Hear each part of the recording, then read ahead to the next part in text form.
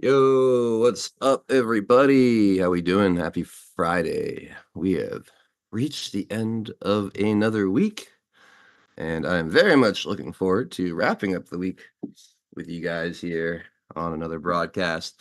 Jump in the chat wherever you're watching, say hello, see how many of you guys are out there.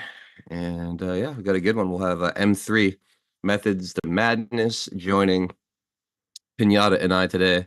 Very excited about that. So QOIs, good to see you over on D Live. Shout out to our fam over on Rumble as well. See Joe Elaine holding it down over there. Hit that thumbs up button for us if you haven't already done so. And yeah, let's see who's over on Pilled in the comfy bunker. I see the raid has already begun, so we'll see how many names we get through. Probably won't get to everybody today. HL Paco, Denmom, EO, Floyd, Due Diligence, Joe Elaine, of course, modding and holding down the fort. Facts Not Fear, good to see you. Lightspear, Lance, Delia down in Arizona. What's going on? Silbor, Filter Dog 1 hooking us up with some shades. Thank you, Filter Dog. And I feel like my chat is kind of jumped all over the place, so it is what it is, I guess. Lucy Anders and Monkey Toes, Clover Lily. All right, there's everybody piling on in from Thinking Logically earlier than I'm used to. So there's no way I'm able to say all these names before the top of the hour. So just welcome everybody here today. Again, I got off to a little bit of a late start. It's just a busy time of year, but it's all right. We'll make it happen. Let's see who else. Saratoga Chalk, Memer out there as well. Ruby 317, Fazic, Bella 214, Dread Quarters, Iceburn, and Sheckard. Thank you for the cookie. Appreciate it. Sly Park, Duppy, Lord Mad Dog, the Gray Man, Kind Canadian, DX. What's up, guys? Patriot Drummer, Left MD. Good to see Joshua Tree 321, a Boneless Chicken, Sheaves Coin, Disco Daphne. Hey, there's M3 in the chat. Looking forward to catching up with you, buddy. Henry 4570. Awesome. Don Ritchie 17. Nancy Salty Beaver. Team Visine. We got Roy Stones and Bones out there as well. Thank you guys all for being here. Hit that thumbs up, that red pill, repost the show, share the link wherever you're watching, and we'll be right back. We will make America strong again. We will make America wealthy again. We will make America proud again. We will make America safe again. And yes, together, we will make America great again.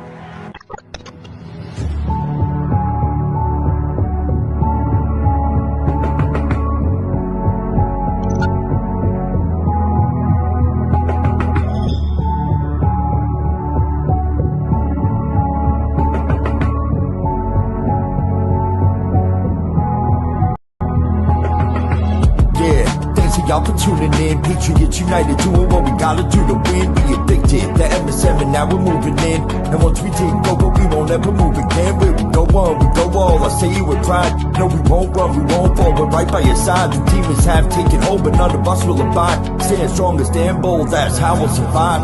412 is the production. Monday through Friday, deplorable discussions. We're making it hard for the two state to function. Every time they switch up the narrative, we debunk it. Adult hero is the power that's controlling the flight. With all you patriots behind them, cause we're all in this fight. So many rhyme for so long, but we're giving them sight.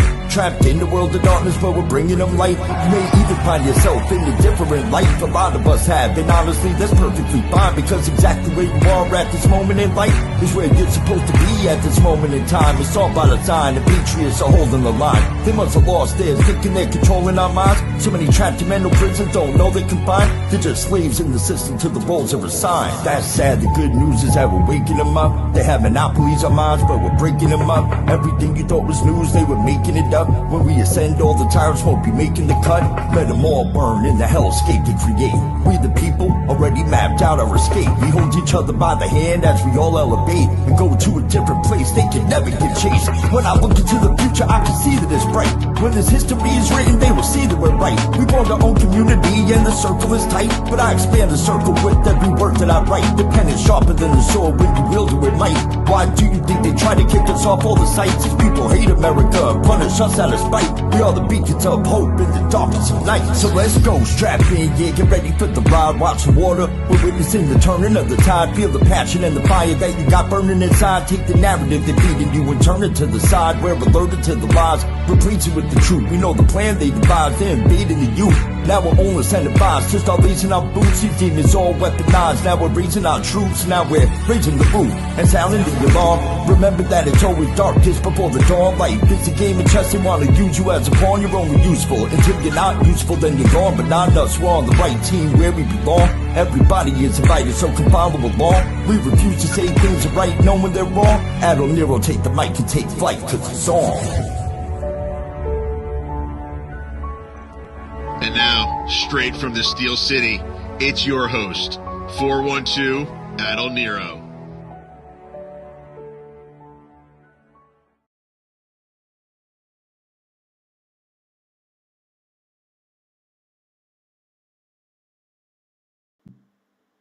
It happens. What's up, everybody? Welcome back. Happy Friday. Wrapping up another week here with another installment of Deplorable Discussions. It is December 13th, 2024. My name is Adol Nero, and we've got an amazing panel today. Special guest, M3 Methods the Madness, and my brother Drunk Pinata, both riding shotgun with me for the next couple of hours. I didn't realize it was Friday the 13th today, Methods. How you doing, man? Doing all right. I didn't realize that either until I saw the memes this morning. I was having coffee, but yeah, so far so good. Haven't turned into a werewolf or anything like that, so living best life. That's good. That's good. I guess my Friday the 13th bad luck came yesterday, like I was telling you with my work thing. But I guess that's just how it goes. Hopefully that'll be the only major setback this month. Any big plans this weekend, M3? No, not really. Just now that I have the show throughout the week, now my weekends are even more introvert life, so it'll be a whole lot of away from the computer probably. Gotcha. Nice. That's good. Get that R&R and enjoy that time away from all the nonsense here. It's been fun though, man. I've enjoyed coming on with you when I can on Words and Stuff. It's been a cool opportunity to do something outside of like the political talk that we typically focus on. So True. Yeah, looking forward to more and more of that going forward. Yeah, we could shameless plug right there. Words and Stuff. I'm just kidding. But yeah, no, we've had Adol on. It's a show that we're doing at 10 a.m. Eastern, Tuesday through Thursday, called Words and Stuff, and it's been a lot of fun. We were talking this week about division by design. That was a good conversation. Yesterday's was fun too. You'll have to go back and check that out. Yeah, definitely. Yeah, guys, go check it out. He's on all the platforms. Rumble. He's over here on Pilled. Any other specific place other than obviously you have your presence on Twitter, but anywhere else that you want to lead people to find it? Just Twitter, really, but mainly Pilled and Rumble. That's where I pay attention to the chat. So if you want to hang out, be a part of the discussion, those would be the spots. Right on. Awesome to have you, man. Drunk Pinata, how's your Friday going, bud? Going pretty good. We're starting to see that I think that, like you said, the popular vote really for these people. They're like I think it gave them an extra 2-3 weeks to kind of they didn't know what to do. And so, but we'd always known they've been priming these people and giving them permission structure for political violence with the associations of Trump to Hitler and all the supporters to the brown shirt enablers or the Nazi soldiers, right? So they've been doing a lot of propaganda groundwork for whether the election went either way. And I was thinking before the election, I'm like, there's zero chance that these people don't do something stupid on January 6th or Inauguration Day. And I was just waiting to where is this at? Because I wasn't seeing it from the media either. But what they've been seeded with is this essentially that it can't happen. Because why? Because they said he's Hitler. So what are they doing now? They're realizing that the government is allowing them to install Hitler. And so as they get closer to this reality, you see more and more stuff like this. Are there any other Kamala truthers out there still holding on to hope that she will be our next president? I am still hoping. I am losing that Let me know what you think. What? Wait, Really wait, wait, wait wait, wait, until- wait, wait, wait, wait, wait, wait, wait, wait, wait. Kamala truthers, guys. No, like, and here's the thing: is I'm not. I see the irony here. I see the way that we have sounded, and what this sounds like, and I think it's interesting to hear it from a different side. Now, however, I would say that there's a lot more to look at in 2020 than there was here, as evident by the hey, where did the 10 million votes go? Yeah. That kind of thing. But yeah, it's a thing. They really wait until the last fucking possible second to pull this shit together. Like the last fucking possible second to pull this shit together, and I am stressed as fuck. And where does that stress relief go? It goes towards kinetic events. Listen, where there's smoke, there is motherfucking fire. A lot of these blue team leaders have been speaking in code, Easter eggs, if you will, for all my Swifties out there. They've been putting it down. We've been picking it up. I'm picking it up. I'm loving, I'm living, I'm picking it up. So yesterday, Hakeem Jeffries did a press conference, and he said what we've all been saying in Blue Lulu land, that how does one team win the top and everywhere else the other side won down badly? Now, that's actually what happened in 2020, but okay. Wait. Listen, I'm by no means fucking book smart, but when it come to them streets, baby, I know a little thing or two. Yeah, you like walking the streets too? And right now, I'm in a state of mind. I want to be in like all the time, because I ain't got no motherfucking tears left to cry, baby.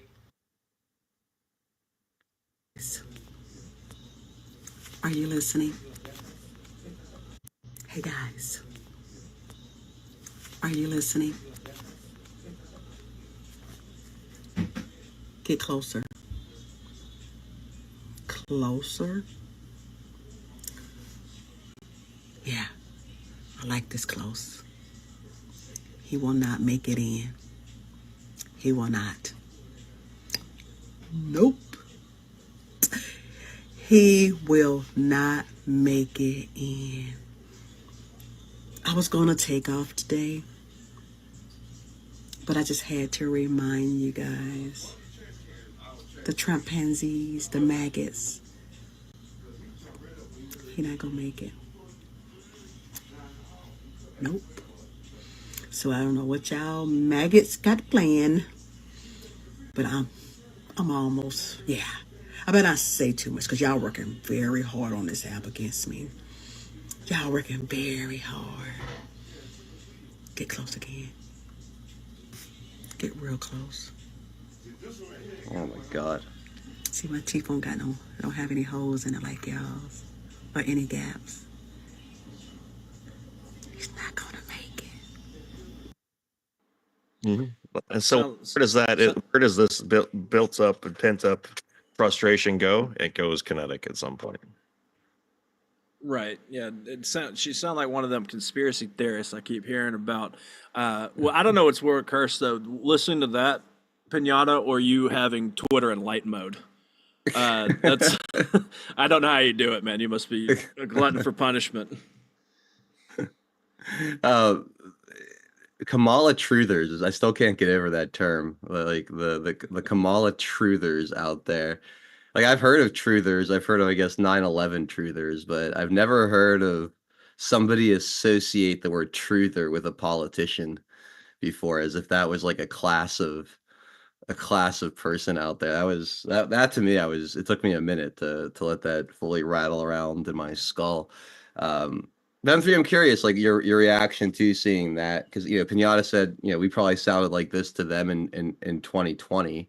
I like to think that, while we all had our different theories and thoughts and hopes at that time, we didn't come off as that like unhinged and like ridiculous. Like I feel like we were bringing receipts and actual I don't know, evidence that there could be something more to all of this. But I don't know what like when you watch that, how do you reflect on what we all went through in 2020, 2021? Because I mean, you're still around doing a pretty regular, broadcast, and so you're right in the thick Mm-hmm. of it too. Yeah, and I guess Pinata kind of started to allude to it, how fascinating it is that there's the same kind of rhetoric in a different aspect of things. And so when I listen to that, it's it's like 2020 for us, but we had the evidence to prove blah blah. Well, the thing is, they believe the same thing. They have their own people, like they were quoting Hakeem Jeffries and folks. That is their sauce. That's got them in their world where they believe it because of the denial that they've been trained into this about, there's no other way. If he is the dictator, if he is Hitler, how are you going to hand the keys over? So I'm very curious that if things do play out and we don't get all the nonsense that we're assuming, everybody's holding their breath. Doesn't January 2020 feel like, or 2025 feel like forever away now? Like Yes.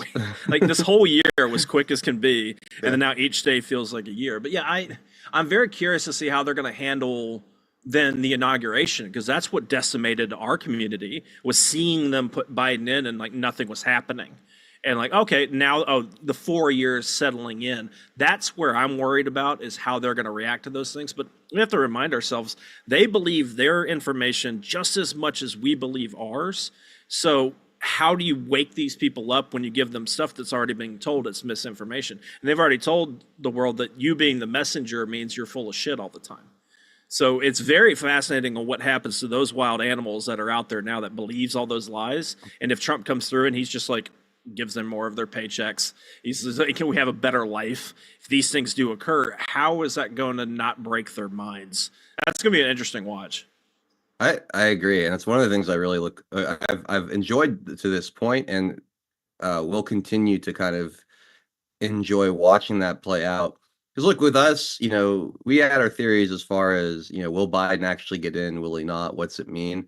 But we all knew that a Joe Biden regime meant an open border, inflation, like terrible economic results, and that played out just as we thought it would. And I feel like a lot of people recognize that, and went a long way to like red pill people, get people, to be a bit softer towards Donald Trump or his message that might not have liked him in the past, because of the fact that it was kind of called out that, okay, you get your Biden, fine, that's your vote, that's who you want, here's what's going to happen. Now, the left has been so hyperbolic in what they've been saying as far as like this threat to democracy, Hitler 2.0 shit. It's playing out twofold right now.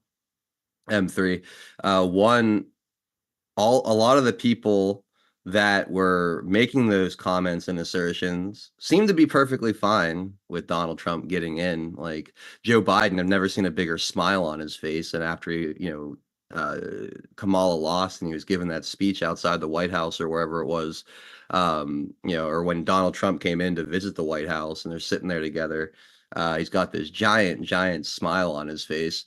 And you're not like, a lot of that rhetoric, at least from elected officials and people outside of MSNBC, has pretty much died down. It's no longer like a 5 alarm fire.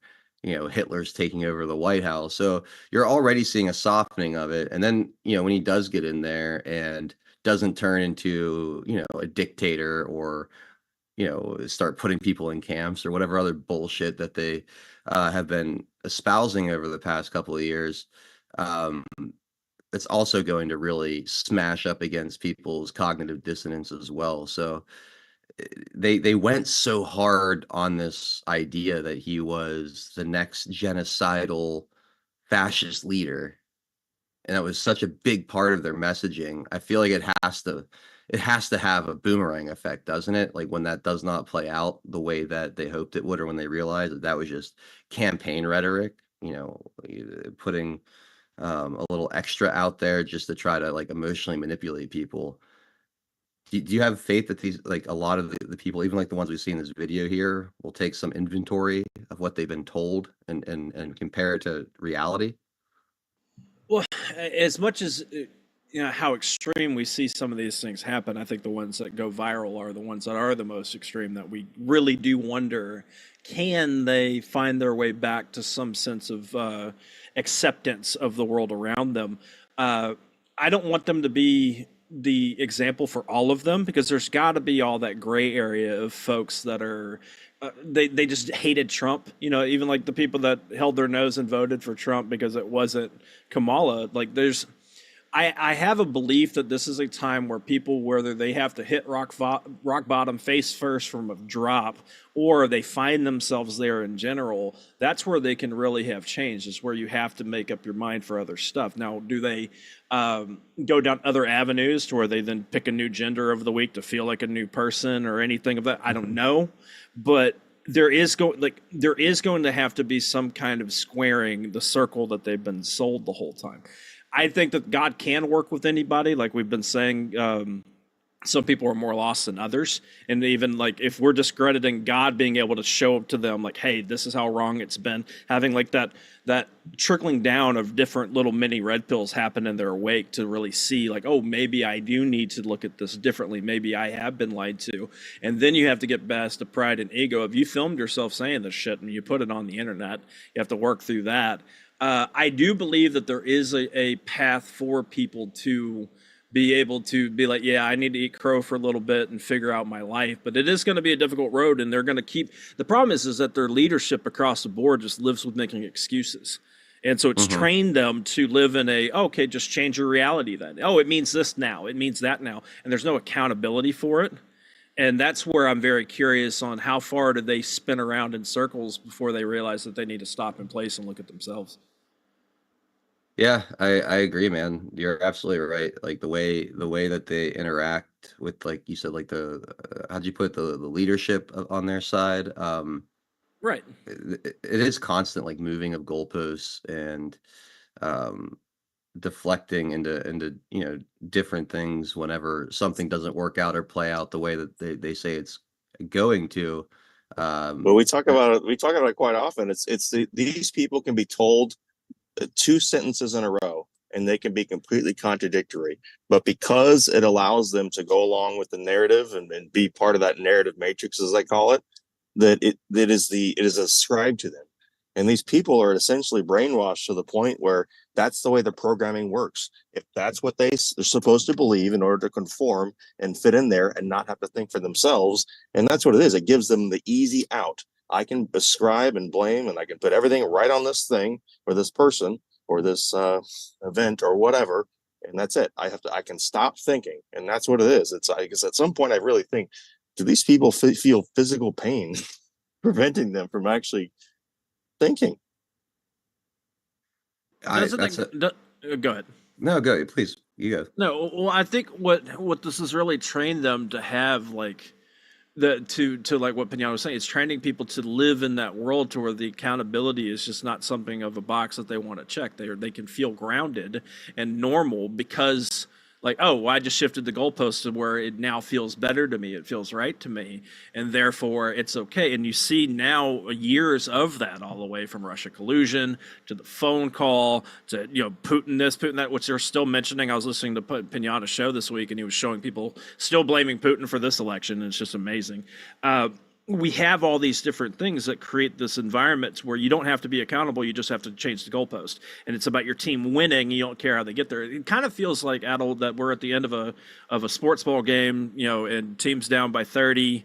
Your team's down by 30, but in your head you're like, well, if we get a touchdown here, and then we do like a short onside kick, and we get that, and then this happens, and this, that, and the other, and then, oh, if the refs didn't do that, we could have won. And it's like, at a certain point, you have to accept the fact that your team sucks. And Yeah, that there needs to be things to be fixed, and maybe you need to find a new team or focus on what players you need to get in there that handles the agenda better.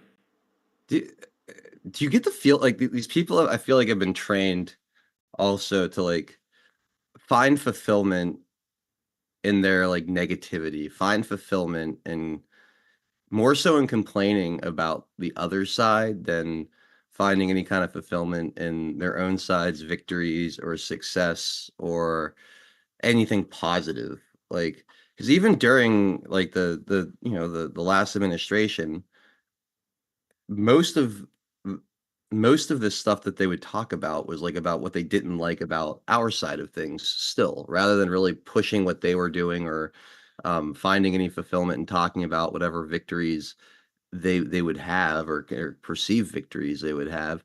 I feel like um, it was still always about how much they hate Donald Trump, how much they hate Republicans, how much they hate like the conservative Christian base on the other side. And it showed in the campaign That all, too, because what was it? It was Donald Trump is doing this is that. Donald Trump was doing that. It always really fell to that, as opposed to, it's better. It's easier to get people to vote for a cause than it is to vote against someone else's cause. yeah, and that they still seem to really be focused on voting against like everything that they seem to espouse is based in negativity one way or another. And I feel like I don't know if there's like an addictive nature to thinking that way, or it just like becomes like a pattern like in your brain waves or something. But I feel like like those people, like that's like they live for it. They live for that misery. They live for those complaints. They live to find something that they don't like and spout off about it, rather than embracing the good around them or whatever good they might have around them. Do you catch that idea too, Methods? Yeah, I do, and I'm not going to do a whole show right now, even though I could, because this is a very important topic to have. Yeah. There's a couple different aspects that play what you're talking about. Yeah, there is like you're saying, misery loves company, so people's lives don't feel fulfilled. And I mean, and even coming from like a Christian aspect, if you're looking to the world to make you feel good, as compared to having Christ-centered and trying to live the righteous life, the path less traveled, you're always going to be found wanting at some point because it's synthetic. Your soul is not really being fed; it's given imitation food. So there's that aspect of it. The other one too is something that we talked about this week on the show. Is something called recreational outrage. It's now became a hobby for people to be mad, upset, frustrated, and also another thing that's important. And I'll read this. We covered it on the show, but it's talking about. It's a tweet from Zuby that says, "If you're confused by why victim mentality is so attractive, he gives 5 reasons why it's so attractive to play the victim card. Number 1, it provides a permanent alibi for personal failures, so there's no accountability there. 2, it attracts attention, so therefore you could be seen in a world that is oversaturated with people trying to get everyone's attention all the time. Number 3, it generates sympathy, so now you're getting that dopamine, that hug, even though if you didn't necessarily earn it or it's in a fake situation, there's still comfort in it. You can lie to yourself and live in a LARP scenario by creating sympathy. Number 4, it acts as a social currency with like-minded people. So just like we over here can use things like referring to Q posts that nobody would get outside of us, using Keck, Anon Life, all those things, it's our own thing. The social currency of victim mentality, they have their own language and they can relate and connect to each other. And then the 5th one is it disguises negative traits and actions as virtues. It turns everything upside down, right? Because now you need to hear all victims, right? Yeah. Wow. That's really well. You said Zuby tweeted that. I like Zuby. I like his stuff. Yeah, So yeah. it doesn't surprise me at all. Yeah. No. I mean, I think he's spot on. I think he's absolutely spot on with those 5 points. I think he nailed it. Yeah, it's always been interesting to me. 'Cause look, I mean, I do it here. Like I'll find stuff out there and complain about it and rant, and you guys seem to enjoy it. And I enjoy that kind of energy we trade back and forth in times like that. But I always try to balance it with focusing on the good things happening, the stuff that we should be grateful for, the things that we should be celebrating, that we're accomplishing. Also, it's not all just like, look at these shit libs, look at these Dems, look at what they're doing, these Marxists. I mean, yeah, that's a part of it, but there's also so many good things happening that we can just celebrate and enjoy the high vibrations of that and balance things out. Um, eh, I just always everything I catch from the other side. Maybe it's just what I expose myself to through what I follow. It just everything just seems to be based in negativity and that victimhood mindset, and it's just it seems like it's such a losing foundation to base your perspective off of. Like it's not productive, and it doesn't seem to ever lead anywhere but to more defeat and more negativity in the long run. So um I hope many of those people can break outside of that and find a bit of a brighter, more mentally healthy and stable place to operate and build their foundation and perspective of this reality and life off something else, because what the media and the powers that be have done to like use Donald Trump and this current political environment to trap people into these just awful um what's the word I'm looking for, like it's like like just this awful treadmill of misery in their own minds. I honestly feel really bad for them, really bad for them. um Right, and just as a quick thought on that too, what we should be taking from this is that we're all human. I know sometimes we talk like the other side is, they're subhuman or whatever, to where we dehumanize, even though they are just on a different walk of life that's taking them in a direction that we just can't relate to or connect with. We need to be mindful that the fact that they're being dealt trauma, regardless of them being lied to or not. Once again, I ask myself, what if they, air quote, stole the election again from us this time around? How many people on our side would then start trying to circle the square and start really trying, even if you have all the answers and you're correct, but you still had to live through that trauma, how much damage that done. So like you said, focusing on the positive or trying to have the right headspace is because the world's going to be crazy. We've seen that. And if you attach your emotions to all these things all the time, the whole point of it is technically to break you. That's how the world's trying to treat people like us. So that's what you have to be mindful of if you're dealing with trauma that's tied to some of these things. Even if you justify it in your head that you are the victim because they did do this to you, they did steal or whatever, you have to be mindful of the damage that that's causing, because then you're accepting the victim card, and you can't live like that all the time, because otherwise you're going to get the same residual damage that they are, because they're eating that hook, line, and sinker. They're having safe spaces, pizza parties and hugs over things. The participation trophy aspect is the same thing as playing a victim card. I won too, technically. Here's my trophy. Here's my point. You just got to be careful. yeah, absolutely. And I think the big thing that separates many on this side versus the majority on that side is, I think there's a lot more faith and a lot less God on that side. Like just as an example, when we had it stolen from us in 2020, there was like a minute of like, oh man, are we fucked here? What's about to happen? But for the most part, I feel like it wasn't long before we were more so trying to figure out how a 4-year Biden administration would play into God's larger plan of making America great again, and bringing on what Donald Trump's calling now a golden age or an American Renaissance. I don't think we were using those terms then, but the idea was always there from the beginning of the Q drops. So I feel like even at our lowest then, it didn't take long or much for us to like kind of pivot the way we viewed it as maybe a necessary trial of fire to come out the other side with whatever tools or mindset necessary to ultimately be successful long term, um, rather than like the defeatist victimhood, we're all kind of screwed mentality that you get from the other side. That's something that I really think plays to our favor, is at least as of right now, on the vast majority of people who are really behind Donald Trump and this America First movement, whatnot. Most of them are people of faith, people that believe in something larger than themselves, people that have faith that ultimately good conquers evil in the end of this story. And I think having that concrete belief that that'll go that way ultimately can help you even manifest that outcome as a community or society as a whole, if you have enough people thinking that way and that positively, and pushing forward, right? I mean, there's a big effort of consciousness here that I think plays into it as well.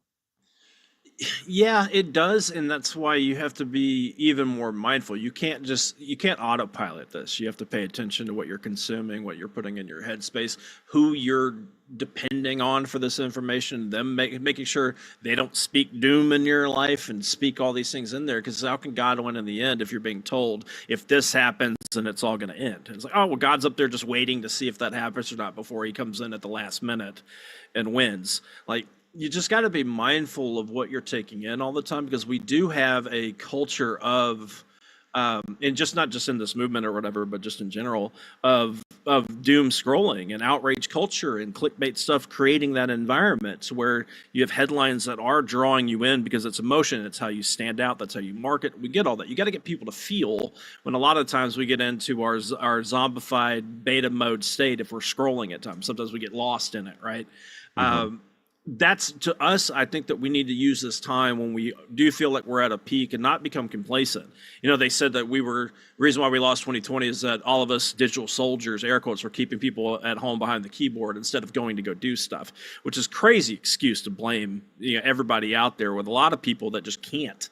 They can't get out there and do certain things, or they live in completely red states that couldn't do anything like that. But I think now is the time to make sure that we don't get complacent at all individually. This is a perfect time to charge, to get focused, to take care of those things in your life that you need to. If God is using this time to give us some relief to where we get more of our paychecks and, you know, more opportunities in life and all that, take advantage of it. Get better at it. Get stronger, because you've seen what evil wants to do, and evil's not going to stop. They're going to keep fighting. And it's not like you're going to have Trump run again, right? If Mhm. we're going to follow the laws of our land, he's not running again. So this time right now, do not get complacent when it comes to your own soul and your own mind, because you want to because what if it is God's will or whatever, for 4 years from now, we have to now go through another valley, right? If you had spent all this time not prepping for it and all that, you're going to get blindsided. Right. But if now it should be like, one, I'm so grateful for my time now. How can I get stronger and more fortified in my mind to where I can handle any time evil seems like they're getting the best of the situation? That's where I want to see people at right now.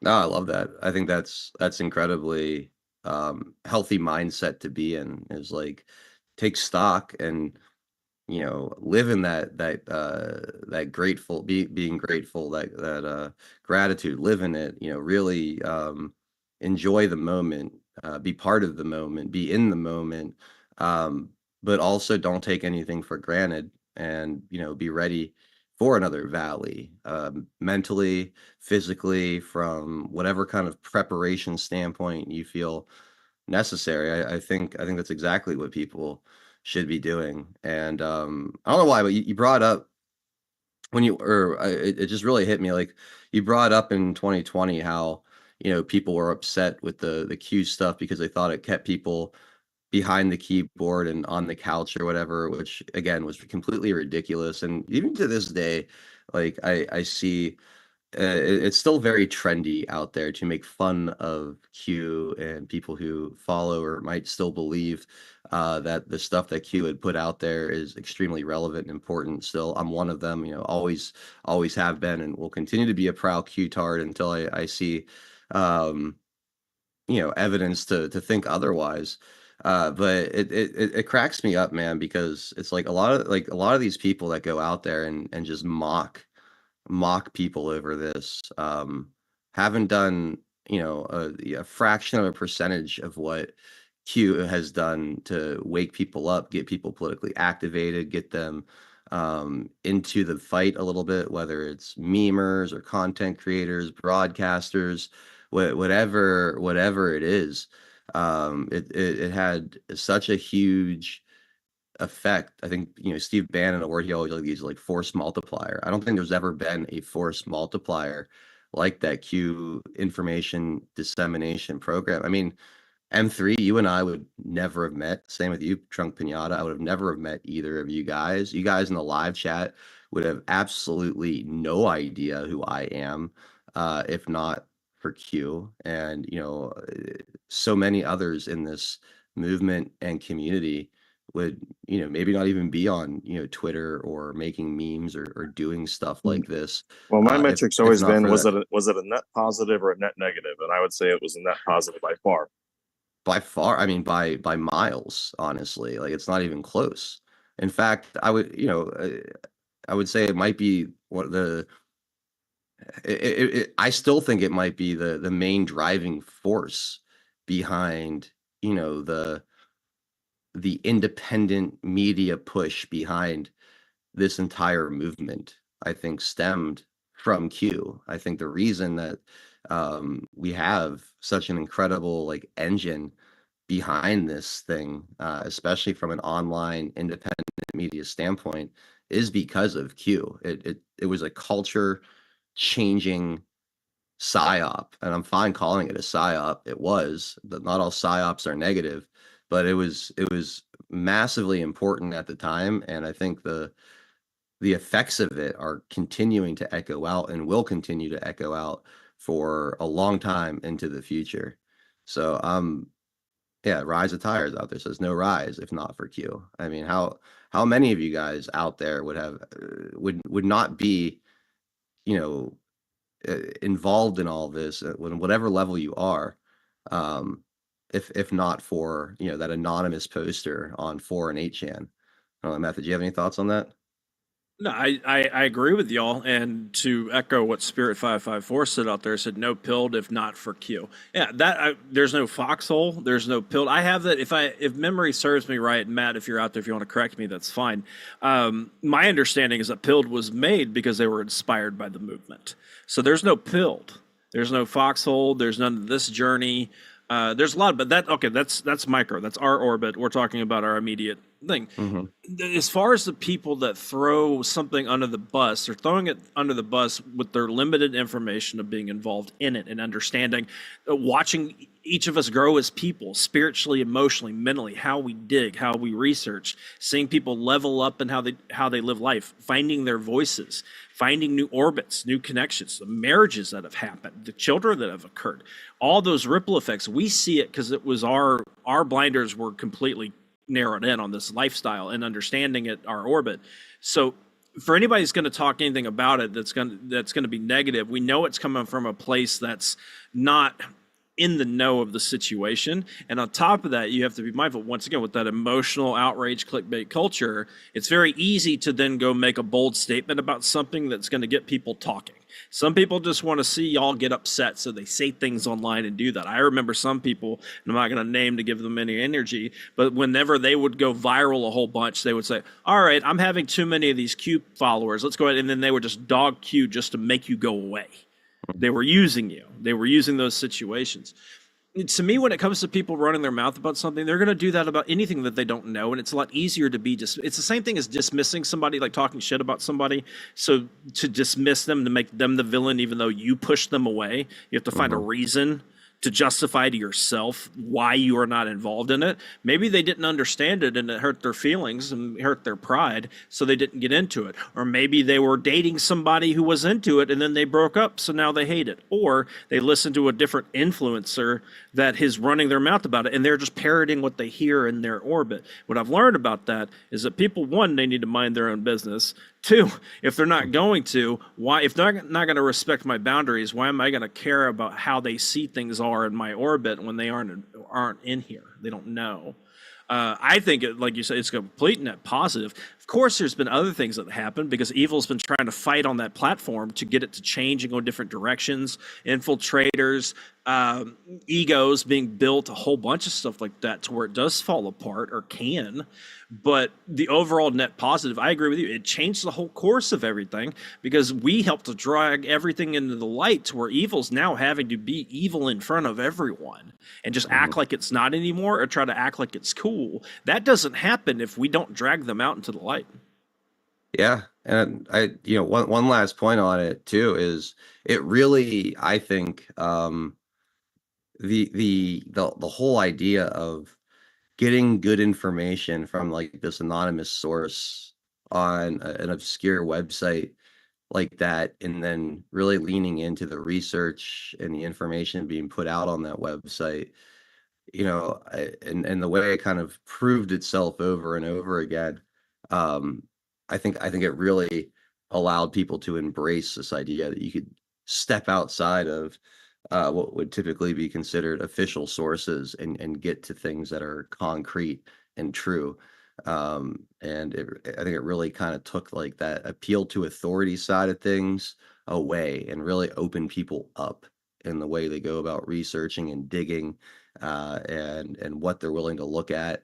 It was a great lesson in discernment, and it really turbocharged and leveled up so many aspects of what was already there was already a truth movement before it, but I've used the analogy before. It was almost like a bunch of really talented musicians without like a good conductor, like leading the charge. And I felt like Q came in and gave an It online gave a community. sense. It gave a sense of community because I think a lot of people were. It was just fell into nihilism because they felt alone and isolated. Mhm. Yeah, that's a good point. Um, it gave a sense of community and a sense of purpose to where you felt like, oh, something's actually being done. There's actually a hope for change. There's reason to get out there and really dig through this stuff and share this information. We have a champion in a position that could actually help make real change through all of this. So it wasn't just like finding out all this bad stuff, complaining about it, and then being like, oh, well, nothing's ever going to change. There was a plan, there was something going on. There still is, I believe, to actually get to the other side of all of this. And I think that was a huge piece of it as well. Um, and I saw Joe Elaine out there saying something about sponsors, which I totally forgot to do. So I'll just say this, guys. Look, I'm not going to go do the whole spiel, but Earth Garden Botanicals, earthgardenbotanicals.com, all the wellness products by Jolene. You all know about it. She's got the 24% discount right now. It's up from 10% using promo code 412. Again, Earth Garden Botanicals, CBD oil, fire cider, elderberry tonic, the pine needle extract, the sunshine pine needle tea, colloidal silver, the critter juice bug spray, all of it there at an amazing discount, 412 at checkout for 24% off. And that 24% will be good until inauguration day. Then it goes back down to 10%. So take advantage of this deal while you can. All right, let's jump into a couple other things here. Methods. I normally would not have even touched this story, but I know you're a basketball guy. So I thought this was interesting, and I thought you might have some thoughts. So first, I don't know if you follow the women's NBA at all or Caitlin Clark, but Caitlin Clark apologizes for her white privilege after being named Athlete of the Year by Time. So there's that whole aspect, and I guess it started another conversation on CNN about the WNBA and whatnot, and it was pretty interesting. So I'm gonna play this, and I'd love to get your thoughts on this whole thing. Hold on, where's my share computer sound? Here we go. Entered a league that started in 1997. There were the Lisa Leslies and the Don Staleys and the Cheryl Swoops of it all who really built this league, and they weren't getting the attention because, let's face it, the league was built in a way in which it wasn't mainstream. And all she's simply saying is that I want to respect those who come before me. Now, conservatives do one of two things that I am so fascinated with, especially when it comes to her. Either they whine or they bully. So now it's time to do both. They're bullying her when she decides to just like a post about Taylor Swift post about Taylor Swift endorsing Kamala Harris. They endorsing unfollow her, voting, like saying go vote, yeah. And then they unfollow her in droves. And then she says, you know what? I am so grateful for all this money I make. I'm making more money than most of these women will ever see in their lifetime because I am a great player, but I'm also someone that they are using as their message person, that they are using me as a conduit to get their message out. And she says, no, I don't want any of that. I'm grateful grateful. And hopefully I can shine some attention on Bakari because no one's paying attention to Bakari. And so I'm going to give Bakari some attention because you know what? Thank you for keeping this league alive, Bakari. Everything that you've done has really got to the point where I can be here and benefit in this moment. And Megyn Kelly, saying she's on a knee apologizing because she's white, she's acknowledging the reverse DEI that no one wants to talk about. She has a privilege. She has been in this league for a year? And she makes more money than the people who built this league, and she understands there's a reason. Not because she shoots the ball well. Yes, that also helps, but there's another reason, Scott. There's a reason that says I'm white, and it's a privilege, and people love me, and I'm okay with that, but I want to also acknowledge everyone else. Why is she being bullied? Why is that wrong? Why is she being bullied for acknowledging something that's smart, truth, and factual? Well, a couple things. Number one, whether you're an athlete or anyone else, if I hear you use the phrase "my truth," I immediately then discount everything else you say because there isn't my truth or your truth. There's just the truth. And when you start using phrases like that, it tells me that That's not true. Your brain has been captured by something that I don't really respect. That's not true. Number two. That's not true. Number two, the attention the league got this year was amazing, and it was all because of her. She is an amazing player. The arenas were full when she played in them. The TV ratings were up when she was on television. That's undeniable. But the league still lost like $40 million this year. And it's never made money. And to me, when you're talking about having respecting people who built something, what did they build? A league that loses money every year? She has the capacity. What do you mean, to what did they possibly- build? What do you mean, what did they build? What kind of a business did they build? They've It had a doesn't make business money. model that has allowed women who have never had a professional sport here in America, in the United States of America, to play. They've kept it alive as opposed to sending them overseas. That's what she's built. That's what they've built. I find so many interesting little things that you could talk about through there, from the race baiting aspect of it to the fact that they're celebrating a league that loses money and needs to be subsidized by the men's league every year even to exist, and they're acting as if they've built like this business empires that they should be proud of, to the talk about like reverse DEI and the purity test that we put people through on our side. Someone like Caitlin Clark, you lift her up until she says one wrong thing, and then all of a sudden you tear her down. We do this to people on the right constantly. They step outside of what you think is right for 1 second, then you dismiss them and start hating on them. Like another good example of that would be Kyle Rittenhouse when he was upset about certain anti Second Amendment laws that Donald Trump had supported. People absolutely went after him on our side for that, because he said that he wasn't supportive of Donald Trump because of those things.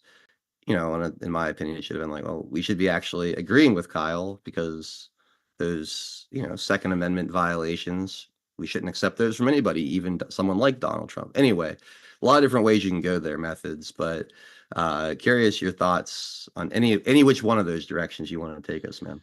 Yeah, while I was watching, I was like, where does Adel want me to go? Because there's four ways. I'm in four directions. First of all, to address the point of how the right, basically what she's trying to say is that the right can never be satisfied and they have to one way or another. But that's the thing. We do that as a society, regardless of affiliation politically. That's why, we talk so heavily about making sure that we understand that things are so dehumanized and we don't care about people as much anymore. The separations of people enough, you get people so secluded and getting used to their phones, and then the friends that they chat with online so much, you start to not see the world around you as really your life. You're looking at the life that's included with what happens in your head while you read things online. If we're not paying attention to that stuff, it then becomes to where like we can become dehumanized, to where of course we're going to get mad if somebody says something the wrong way. We're used to watching movies and TV shows to where this character is playing this part and they're probably going to do this thing, double cross in the second act for the third act. That's going to come and it's going to happen. We do the same thing with how people act out there. We have to remember everybody's human, and not everybody's going to make the choices that you want them to, but that doesn't mean that you should cancel them or anything. If anything, you should ask them why. So that's on that point. Now, I find it fascinating about the race baiting that the show is doing in general, where you have a black woman have a very strong point of view that left no room for any other kind of nuance. The way she talked, it was because of this, because of that, not because of this. Not because, she did that across the board. Then pivot the white dude that's going to have the opposing opinion. She's sitting there watching. If you watch her eyes, she's looking for her time to pounce. How she's going to attack this. So that's the subconscious division that they're actually causing. As far as Caitlin Clark goes, she made that much money because, like you said, that league is subsidized by the NBA. And during the time that she's getting her contract, NBA is inking the deal for their television rights to where now they have so much more money because it's like a 9 or 10 year deal in the billions of dollars because they're selling the rights to the different things for television, like what games are going to be played where or whatever. Now you can, at the same time, she's getting a boost and increase. The players in the NBA that are then signing max contracts at that moment are now up $30 to $50 million in the people the year before because there's more money available. So her making more money is because the market just changed. So it's a straw man argument on that point.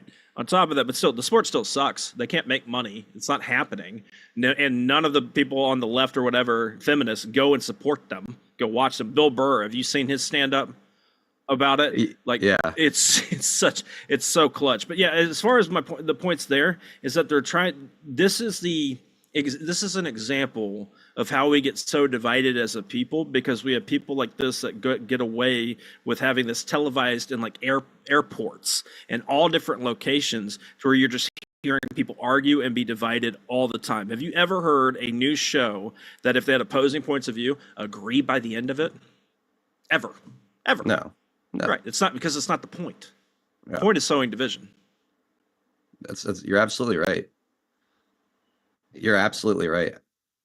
I wish Scott Jennings would have said, like the NBA would be 100% of their right to remove all funding from this league and have them try to stand up on their own and see if they could survive. I'd love to see their argument for why that would be the wrong thing to do.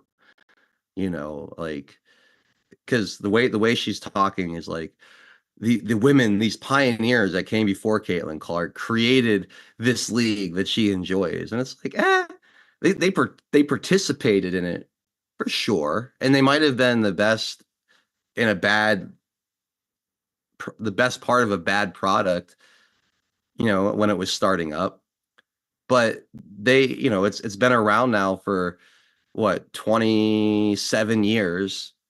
It still loses tens of millions of dollars a year. It can't stand on its own. It's an unsuccessful business with an unsustainable business model. That's if you take away the subsidizing from the league that people actually do care about, the NBA, like the whole premise behind like Caitlin Clark owing something to these women that came before her is silly to begin with, isn't it? Like they didn't accomplish anything. Right. Well, if anything, the only thing that they've accomplished is the history and the records that have occurred by default because of sports. So you can say, oh, they paved the way because they won championships. Well, you won championships in something that is not giving any value. I don't know if you've seen the clip before, but the Lisa Leslie, which is an older basketball player. Anybody remembers that name? She was on a panel with a few NBA players, and they asked her, like, what's one thing you would want to see that changes in the WNBA? And she was like, well, I want to see our girls paid more. They work so hard. And then she starts comparing the paychecks of what the NBA makes as compared to them. And then she makes the joke, like, why don't y'all just kind of pass the offering plate around you guys, and you guys can chuck in the million here, a million there to help these girls out. And Draymond Green, love or hate him out there, he rips her a new one. He goes, I'm already tired of paying all this stuff. We're carrying you guys. We're trying to, and it literally made her just have to sit there and shut up while he took her apart because it's living in an unrealistic reality that has been so doubled and tripled down on that they can't even argue the point when they have men and women's sports. It's like, oh, it's just something that happens. What do we do? It's like, well, he broke her face. She's going to the hospital. She's probably going to be deformed for life. Well, it's man thinks woman, that like they have to live in this world that they've created. And I think the best way that they do that is for people to just become complacent and just tune it out. Yeah, I think you're right, man. Yeah, it's just I just found that whole thing to be entertaining on its face because they're making champions out of these girls, these women that really have not been successful um, in creating a product that can sustain itself. Uh, and so all of this hand wringing and complaining and um, bullshit that they're putting out there is coming from a premise that's so completely absurd on its face. You just have to kind of shake your head and laugh. And I give Scott Jennings credit. I don't really know what his deal is exactly. If he's like a true conservative, or playing some kind of role on CNN, or exactly, I don't know enough about him, but I always feel like he does a pretty good job um, presenting the other side, or being a contrarian that doesn't just kind of roll over, as he's being ganged up on by the rest of a panel. And I feel like he did a pretty good job there. For the few minutes he was allowed to talk uninterrupted, or the 60 seconds or so he's allowed to talk uninterrupted, making a lot of those points. All right. It's 4:57, so this is where we take a little break for from hour number one, transition into hour number two, which will be exclusively on pilled.net over in the comfy bunker. So the links are in the Rumble description, Rumble chat, and over on D Live chat as well, for you guys to come over and join. Or just type in pilled.net to your browser, and you can very easily find us over there at 412 Productions. It costs absolutely nothing to sign up. It's true free speech platform, leveraging zero big tech infrastructure, zero corporate influence. No one can leverage this platform to censor your speech, and that's really the true mission here, is always having a place to be able to speak freely, express yourself, and not worry about being kicked off, demonetized, or shadow banned in any which way. So that's pilled.net at 412 Productions to keep hanging out. I'm gonna play a quick video on the other side. We'll come back, turn off those other platforms. We'll check in with your gold pills and jump into hour number two with our special guest, M3 Methods of Madness. We'll be right back. Pilled.net is proud to host 412 Productions, exclusively on the true home of free speech. To continue watching the show, we are here to help you over to Pilled. If you're new to the platform, just click on the welcome link provided. It will then automatically walk you through signing up for your free account. If you already have a Pilled.net account, follow the link provided directing you straight to 412 Productions channel. We are excited to have you join the Pilled family, and if you have any questions at all, please email support@pilled.net. Enjoy the rest of 412 Productions on Pilled.net. Free speech lives here.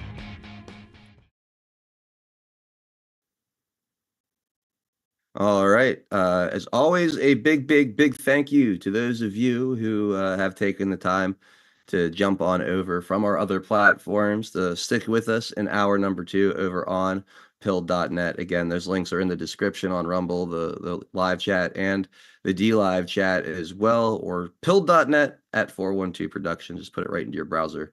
We'll pop right up. If you're not going to hang out, no worries. I'll be back tomorrow morning at 10 a.m. For a Saturday morning chat. We'll do some music. I'm thinking phone calls tomorrow. I haven't opened up the lines in quite a while, so I'm thinking we'll do calls and music tomorrow as the format. So that should be fun.